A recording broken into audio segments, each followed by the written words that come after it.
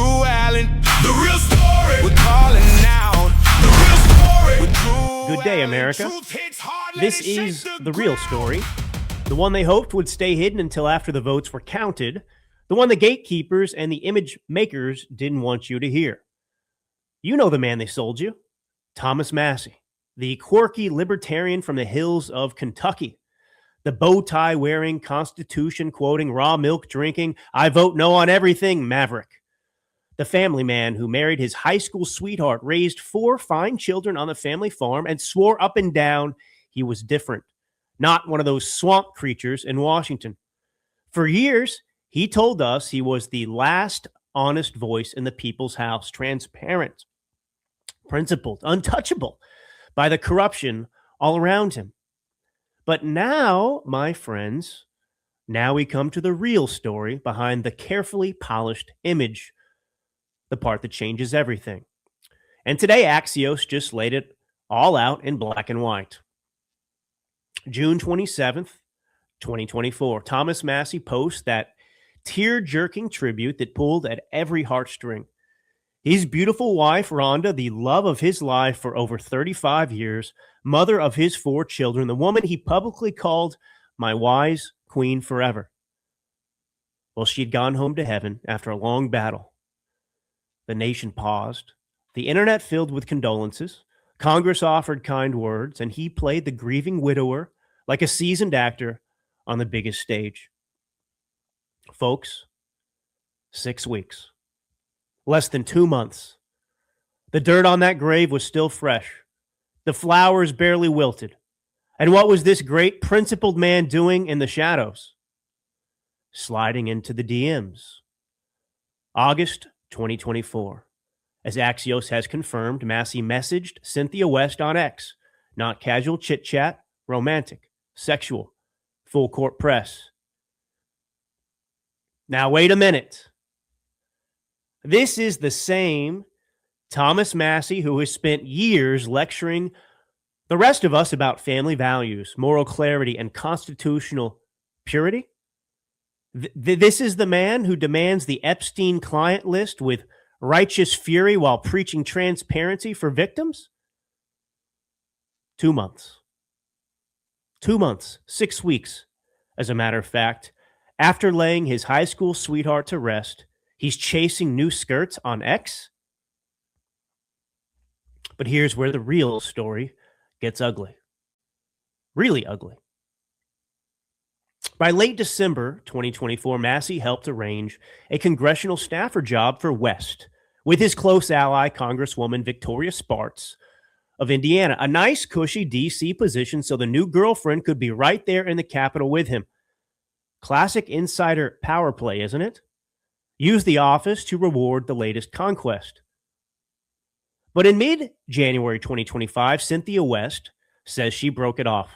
She told Axios Massie had grown emotionally abusive because she refused to engage in behavior she wasn't comfortable with. She stood her ground like any decent woman would. And what did our self-proclaimed hero of liberty do? She was fired. After only about 6 weeks on the job, Spartz's office later claimed it was just the end of a probationary period due to unsatisfactory job performance. West says it was retaliation, plain and simple. Then, when she called Massie as a courtesy to let him know she was filing a wrongful termination complaint against Spartz, he offered her hush money, $5,000 in cold, hard cash. And Axios just reported the full details today. This was half of the $10,000 envelope of $100 bills he had given her earlier in the relationship. Cash he handed her as surety for incidentals when she left her Florida job to work in D.C. for Spartz. She had already returned that money to him. They met at a Kentucky Cracker Barrel. And right there, according to West, Massie looked her in the eye and said, "You're just one person. You're not going to make a difference. Just walk away."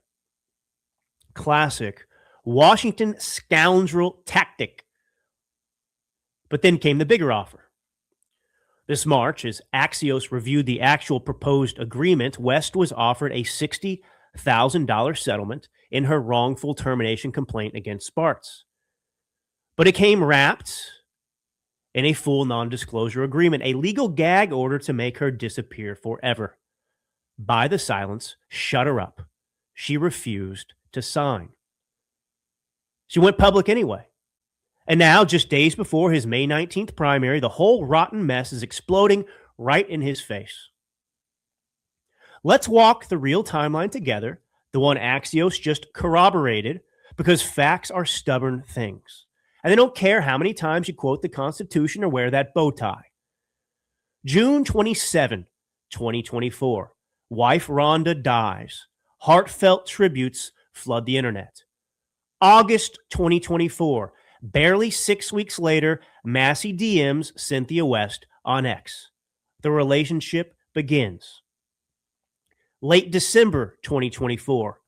Massie arranges her staffer job in Spartz's office. Mid-January 2025. She breaks up with him after refusing his demands. She gets fired. Later in 2025, she informs him she's filing the complaint. He offers the $5,000 cash at the Cracker Barrel and tells her to just walk away. March 2026, $60,000 settlement with NDA offered, agreement Axios has seen. She refuses.